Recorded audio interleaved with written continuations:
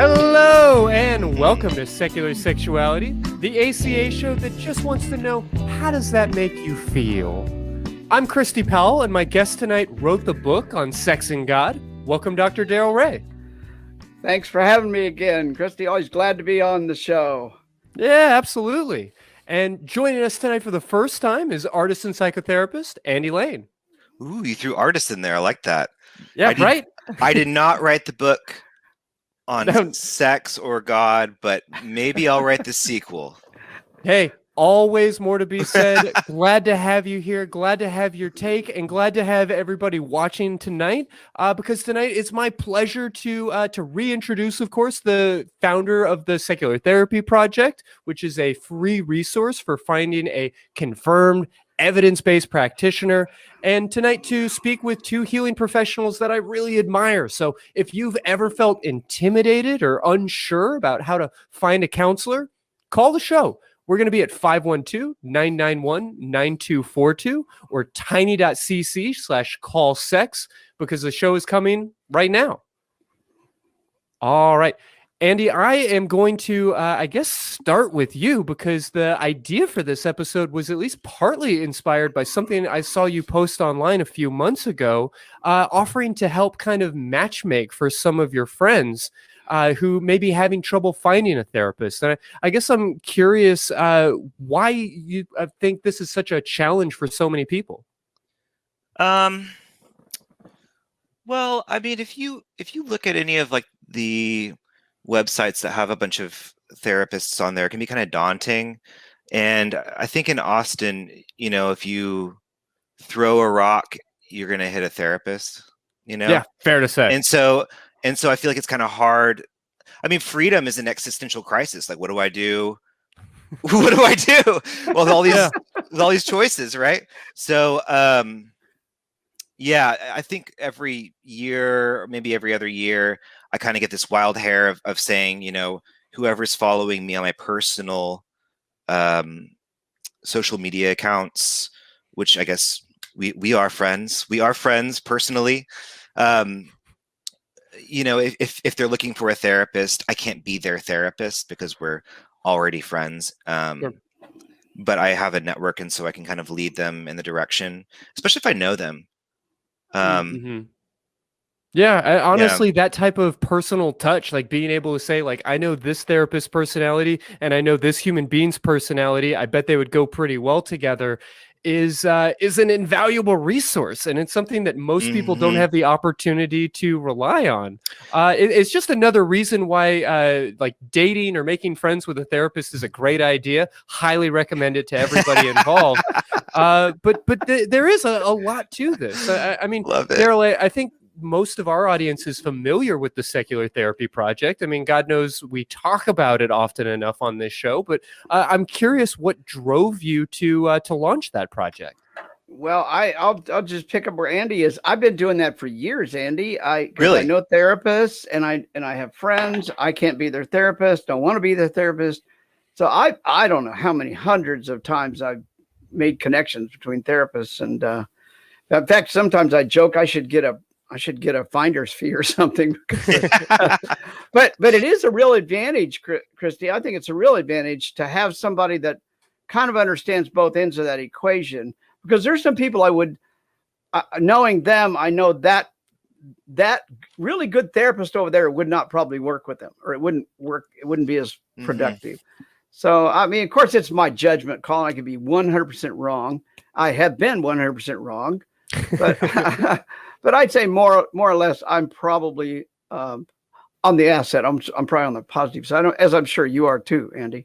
Yeah, and isn't it interesting how, like, whenever you do those posts or throw yourself out there, people respond.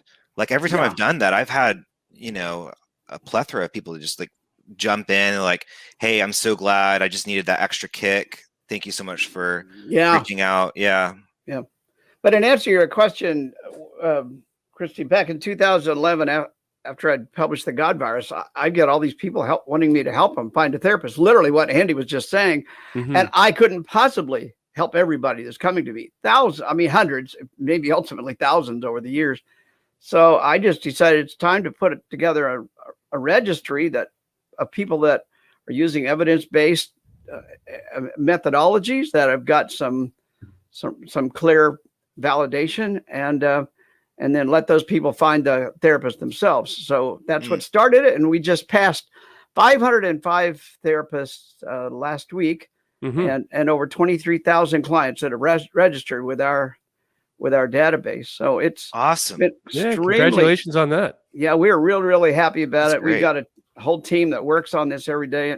And there's something, we can talk about this later, but the whole training issue around really poorly trained therapists, especially coming out of religious schools, is one of the hazards. I don't often admit this, but I did graduate from a religious school, and I can say I think I'm a great therapist. I mean, I hope so. I try. We're biased, but I can definitely say I graduated with some people that I would never recommend to my mother, my friend, my whoever. Absolutely not.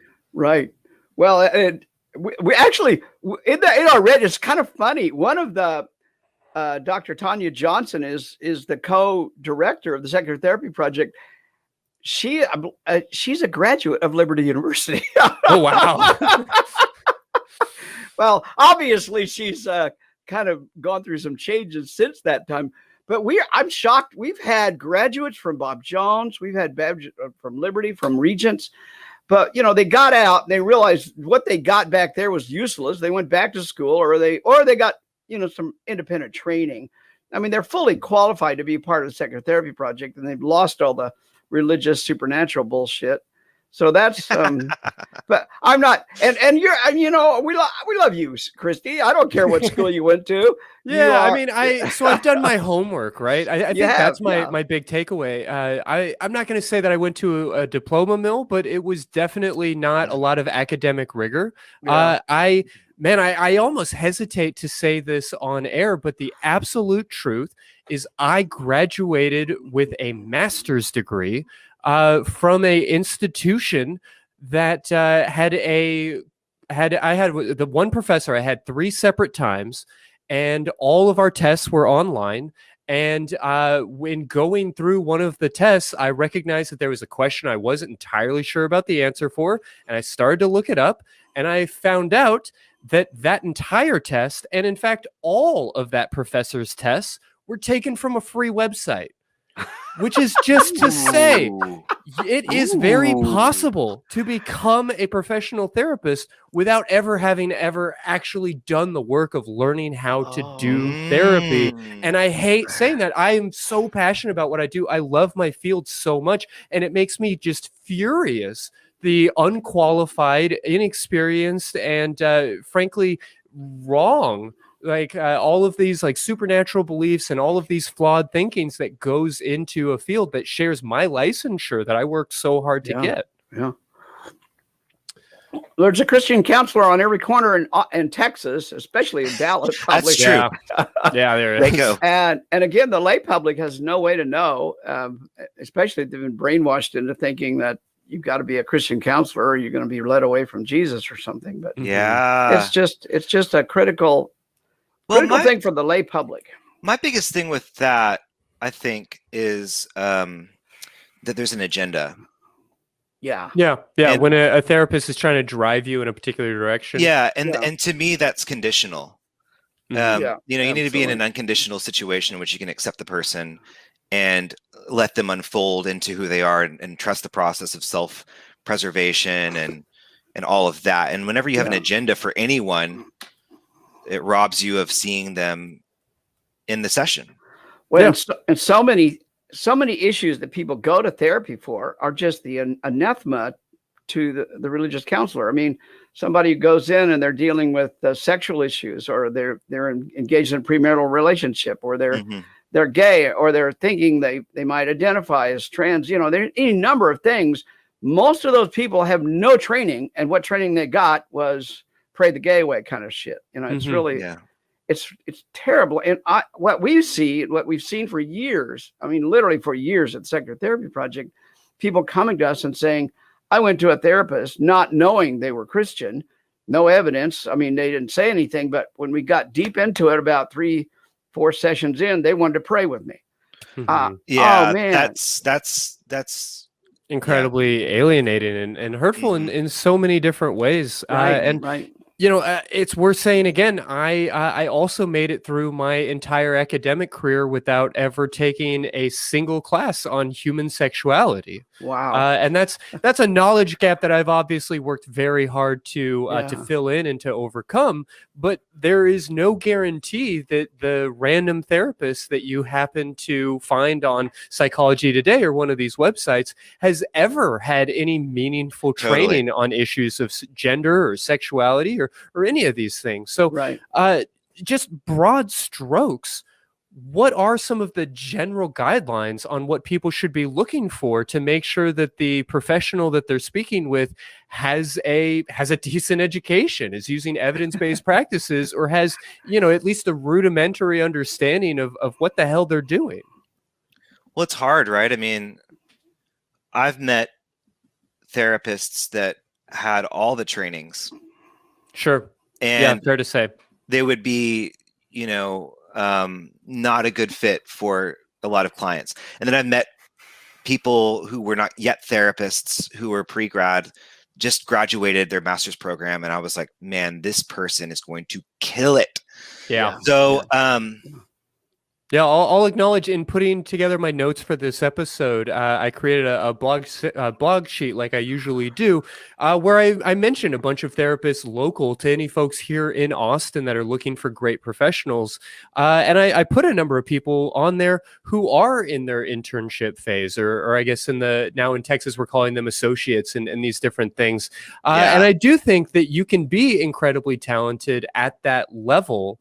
If it's the right person, if it's the right fit. I guess we'll get into the different types of licensure and some of those questions a little bit later on, just to say that everybody's resources are different. And so I recognize some people are looking for $40 an hour therapy rather than $150 an hour therapy. And that's valid. And there are plenty of $40 an hour therapists that I have a lot more respect and a lot more trust for than some of the $150, $200 therapists that I happen to know. Yeah. Yeah, I would agree with that for sure. I think it's also like a healthy balance of, you got to have evidence-based stuff. You have to have it, but you can't just rely upon that and not be a human being in the room. Sure. You know what I mean? I don't know. This is kind of going on a tangent, but if you guys will come with me, we can go on a journey. I always tell my clients the two most important words are authentic and appropriate. Mm-hmm. So always be authentic in every situation you're in, but you got to read the room. Sure. You got to read the room, and you got to have kind of your skeleton and your map. And I think that that's where it's like, well, how qualified are you? Are you licensed? That's where it's appropriate. And you also have to show up as yourself. I don't know. What are your thoughts? What do you think?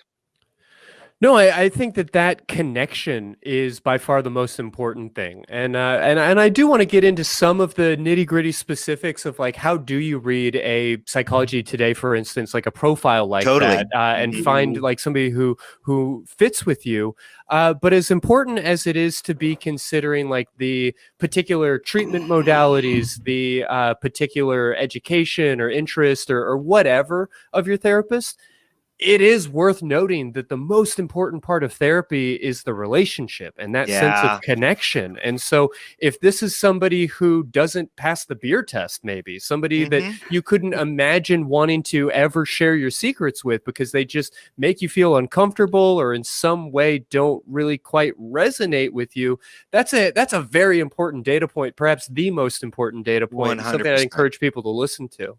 And that's where the part about knowing the network and saying that I have hung out with you, Christy, before, I can kind of vouch for that beer test or whatever, whenever someone's like, I'm looking for a therapist, because they could see you on Psychology Today or whatever website, and they wouldn't necessarily know that you can vibe with them. That's the kind of the hardest part. That's the biggest risk. Yeah.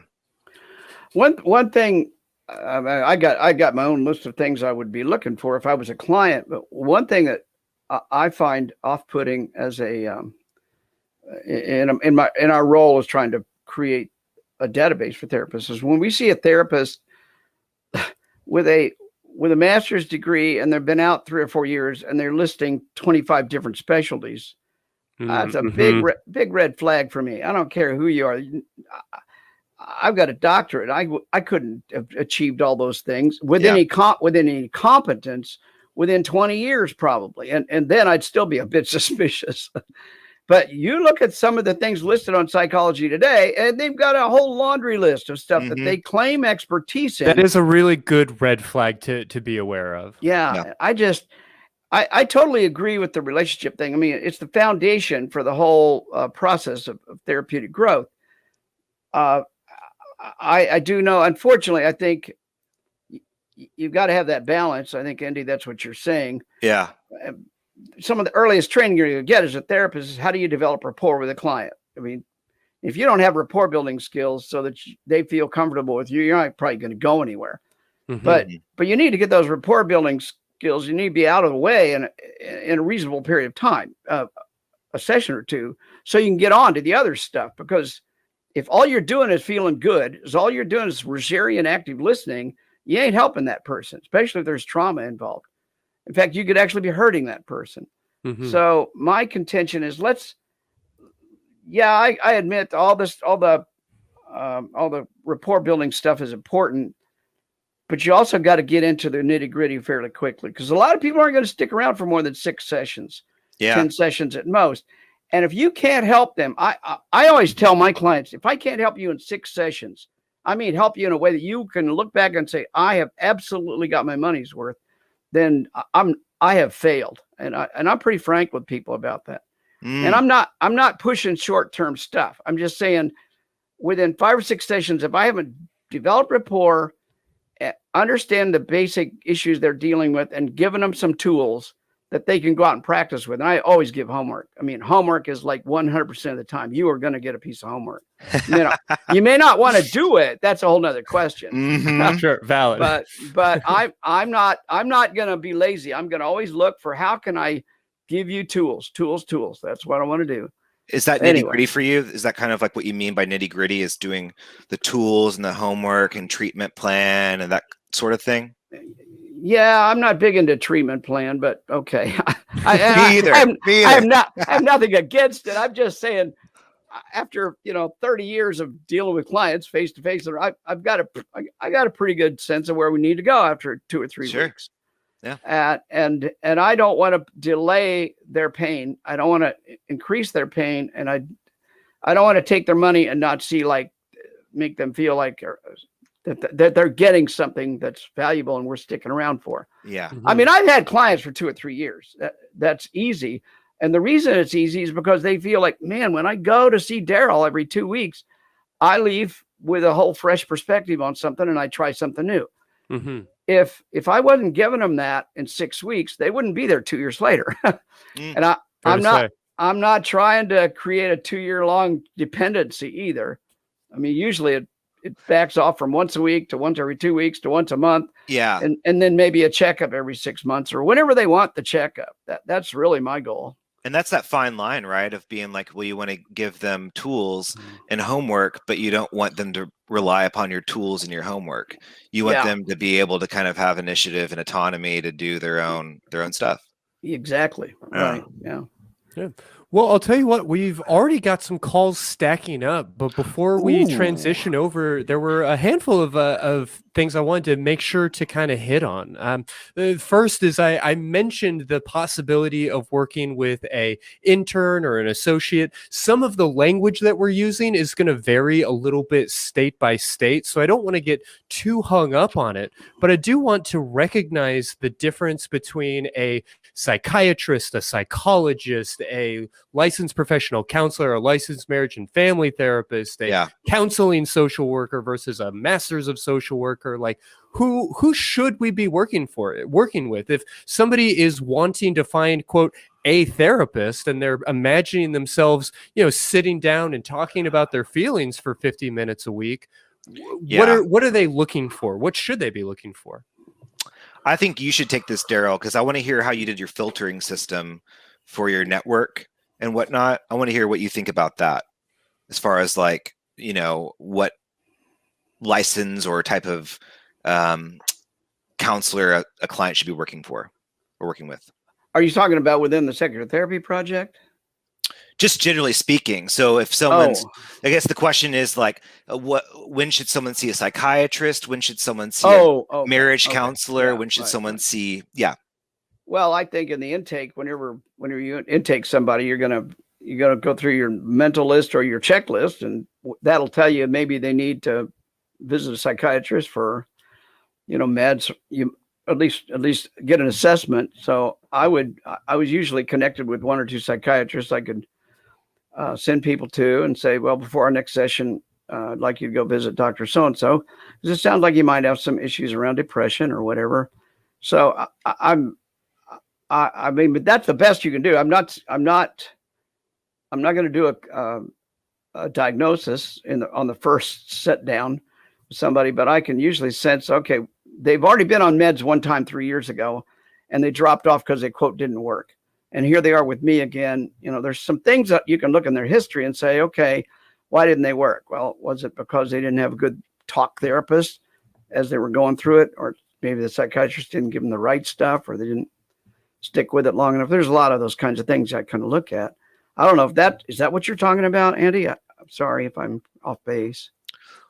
Well, what was the question specifically? Yeah, I mean, I suppose I just want to make sure that that folks listening recognize some basic ideas, which is that a psychiatrist, generally speaking, would be your opportunity to have psychiatric medications prescribed. Mm-hmm. Right. Also, like a psychiatric nurse practitioner can oftentimes fill that role. You can oftentimes get meds from your general practitioner or some other medical doctor, which might be the best option for you. If it's the only option, it's going to be a lot more accessible for a lot of folks. And I want to acknowledge that, while also saying that, generally speaking, a psychiatric medication coming from a psychiatric specific prescriber is going to be the better route. But all of that is kind of in its own category, separate from what we're talking about here, which is psychotherapy, maybe with a clinical psychologist or a licensed professional counselor, who are going to, correct me where I'm wrong here, but more generally be working with individuals on a one-on-one basis, which is not to say that you can't do couples counseling with a LPC and that you can't do individual therapy with a LMFT. But I guess I want to just demystify some of those terms and see if there was any other insights that y'all might be able to offer to folks who are just trying to find somebody to connect with and are struggling with the 37 different acronyms that they might have to learn in the process. Well, I think also, whenever I was in grad school, I had the choice of deciding to go LPC or LMFT. And I went dual because I couldn't decide. So I said, fuck it, I'll do them both. Yeah, let's do them both. And so I think that, I love that you said that LMFTs can see individuals, because there's been a lot of people that I've sent individuals, referred individuals to LMFTs, and I'm LPC myself. And I've seen a lot of couples as well. I think it goes back down to what we were talking about earlier in this episode, not session. I'm used to saying session, right? In this episode where we're talking about that, the mystery of how do you dance and how do you vibe, which goes back to referrals. Mm-hmm. Yeah. I think when somebody gets a referral from somebody they trust, they come in on second base rather than first base. Yeah, fair to say. That helps the therapist, of course. And it helps the client because they, so-and-so helped me. I think you might benefit from going and seeing Andy. So they already have evidence that one of their friends was helped by Andy. So they're going to go in with the expectation that Andy might be the right person for them too. Mm-hmm. I mean, that's a very rough thing that's going on there, but it's not very scientific, that's for sure. Yeah, I mean, that's kind of the unfortunate nature of it. And the truth is, healthcare in this country and the way that we fund it, the way that insurance companies cover or really don't cover psychotherapy, I mean, all of these things create so many barriers that unfortunately we do kind of rely on something of a system of, a friend of a friend of a friend who introduced. And so if you have that opportunity, I definitely want to encourage you to take it. Certainly, we'll get into a little more detail in a moment about how to navigate some of these websites, but I wanted to also kind of highlight some possible red flags and see if either of you had any particular perspectives or hot takes maybe on some of these more modern products, because I know folks watching this show may very well see a advertisement for something like BetterHelp or Cerebral or some of these other ideas that are maybe a little different from your traditional therapy relationship. Should we be afraid of these products, or are they effective? Are they useful? What do y'all think? I think, if I can jump in, I think that we should look at them kind of, if you're from a client's perspective, a little bit, cautious, with some caution. And the reason being, during lockdown, I can see 40 clients and it's 150 to see me, right? I can see 40 clients. I'll make so much money. I'll be rolling in that dough. I'll be feeling good, but I wouldn't be present. I wouldn't be Andy, and I wouldn't be a good therapist, And I think that the way that those networks are set up, it makes it to where the therapists are kind of seduced into the idea of having multiple clients so that they can make the money that they would need to sustain a living. So I'm a little bit weary of them. But then again, if you're in a rural area and you just really need to find a therapist and that's the network that you have, well, great. Yeah, I kind of take that same approach of it's not my recommendation. It's not my favorite. It's not. But in the same way that I might say, like, yeah, there's a Mexican restaurant a short walk from my house, and sometimes I'll go there. It's not good, but it's there, it's available, and it fills me up. So when I see these things like BetterHelp, when I see things like Cerebral, if your finances, if your schedule, if frankly your comfort level is that maybe having a like on-demand therapist where you can have these 30-minute sessions, or you can have these like text message appointments, if that is the only way for you to get support, I don't want to scare you off of it.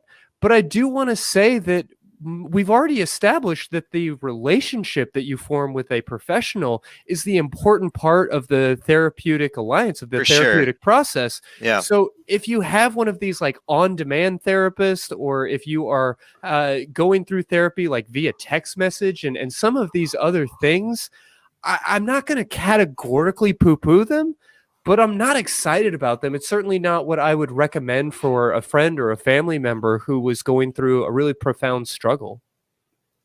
I'm incredibly skeptical. I just am, and I know I'm retired. I've been around, but I look back and I think, well, I look at it personally. I mean, just reverse roles. When I was a client, the intensity of the face-to-face meeting with my therapist, I've had a couple of really good therapists in my career, I would have never happened online. It's just impossible. Yeah. Now, I'm not saying there's not good stuff that can happen. I've done a lot of therapy and a lot of coaching doing on Zoom, just like we're doing right now. Sure. And I think the evidence shows that you can do good stuff. And there's some psychological scientific evidence showing that compliant kinds of technology can help people with really clearly difficult issues. And we've seen it during the lockdown. I'm just skeptical that those other services there's no relationship there. Yeah. Well, they're set up to not create a relationship. Yeah. It's exactly. It's not to say that there aren't good therapists that use those services, or that you can't have good therapy through those services, but the dance and the game, or whatever you want to call it, of the way that it's set up, the algorithm or whatever, is not conducive to the best type of therapy. Yeah, I think that's fair to say. If you're in crisis and that's your only option, I would agree totally with you. Oh yeah. Sometimes you need a margarita at that Tex-Mex place, you know? Yeah. Right? It doesn't matter what type of tequila or a shitty margarita is still a margarita. And I don't love comparing mental health care to margaritas, but like here we are, and it works. It works. Well, okay. So one last question before we jump on the phones. I know that here in Austin, the new hotness right now is EMDR. A couple of years ago, it was DBT. Those are both great programs, and totally. I guess I am just curious if you are if you're on that Psychology Today, if you're doing these searches and you see some of these buzzwords, DBT, EMDR, CBT, HAZE, any of those kinds of things. What do you make of them? You know, what kind of insights can y'all offer to folks who are not necessarily wanting to become therapists themselves? Like they don't have time to memorize all of these acronyms and to research all of these different strategies. So how seriously should we take it when a therapist advertises some of these terms? That's a good question. I think that there's two ways we can take this. We can take it into the direction of letting the listeners know what these different things are and use this time to say that. But I think that the more interesting thing for me is to say, well, if you're looking for a therapist, what is it specifically that you're needing to work on? Because I know that whenever I first went into therapy as a client myself, I was 25 or 24. And I was experiencing panic attack disorder. So I was having panic attacks about having my next panic attack. So I couldn't even understand the difference between that I have thoughts and they're different than feelings. Yeah. So my type of therapy was ACT therapy or CBT at that time. Now, right now, I'm seeing a Jungian analyst, and we talk about dream interpretation, which is totally different, right? So it's like I think it's kind of being honest of what is it specifically that you're wanting to work on, because all these different methodologies are just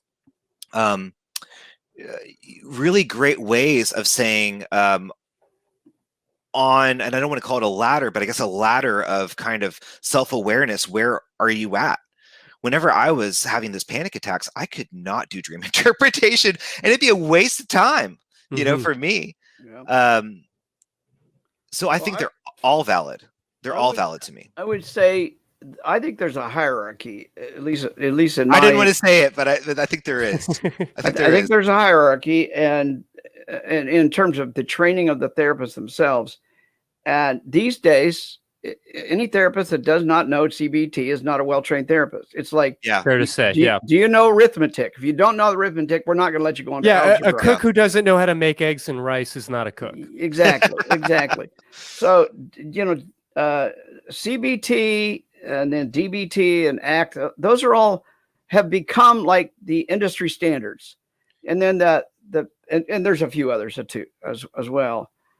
EMDR, I've got some problems with because I don't think the evidence is fully there. Half of it is already DBT or CBT, so why call it EMDR? I'm not going to debate anybody about that. I'm just saying that feels like a conversation I'd love to have over a beer sometime. Yeah, right there you go. Yeah, we could do that, Christy. So the fact is that you want a therapist that has got good basic training. They really know their algebra. They really know their basics. They don't need to know trigonometry. They don't need to know calculus. They can help 80% of the people that walk in their front door with just those tools. And I think therapists make mistakes, big mistakes, when they try to get too sophisticated, and the therapists themselves go off on tangents. And then they think every client that comes in the door should get this new tangent that they just learned about. That is dangerous. This new training that they went to over the weekend in Boulder or something. So I'm cautious. I think having watched therapists in my career over their careers, I mean, I watch what a therapist is doing in his first through fifth year, and then I watch what they're doing in their 15th year. Very different, because everything's all new. It's exciting. And the problem with a new therapist, and I'm forgive me if I'm not trying to offend anybody, but the problem with the new therapist is there's a lot of candy in this candy store and they don't know which candy is poisonous, which candy is good. Fair to say. So well put. It'll take about 5 years of practice. I mean, I'm serious. I got my doctorate and I didn't know what the fuck I was doing for the next 5 years. Yeah. I honestly can say with a doctorate, it took me another 5 years to figure out what I really should be doing. Yeah. Now, of course, what I should be doing isn't what the next person should be doing. And I settled down on what my expertise could be. Totally. So I'm not trying to dump that on everybody else, but I'm telling you, a new therapist has to be a little more cautious not to jump on every bandwagon because there's a new psychotherapy theory out every week. Yep. And they're all the greatest things since sliced bread, and not one of them has got any scientific evidence behind it.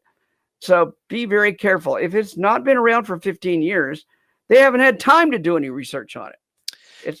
I love that. And I think that it's also important to be honest about where you want to be on that hierarchy. So speaking of hierarchy, I think when I hear the word hierarchy, I get really tense and I go, I don't like that. But by hierarchy, we're talking about hierarchy of consciousness or levels of development that you can go into a session and meet a client there. Sometimes, you want to land specifically only on CBT, and that is your thing. But you got to be honest about it. My favorite Jung quote, Carl Jung, was, "Thank God I'm Jung and not a Jungian." Isn't that great? Because he's saying, make your own fucking theory. Don't copy me. Yeah. Follow your heart.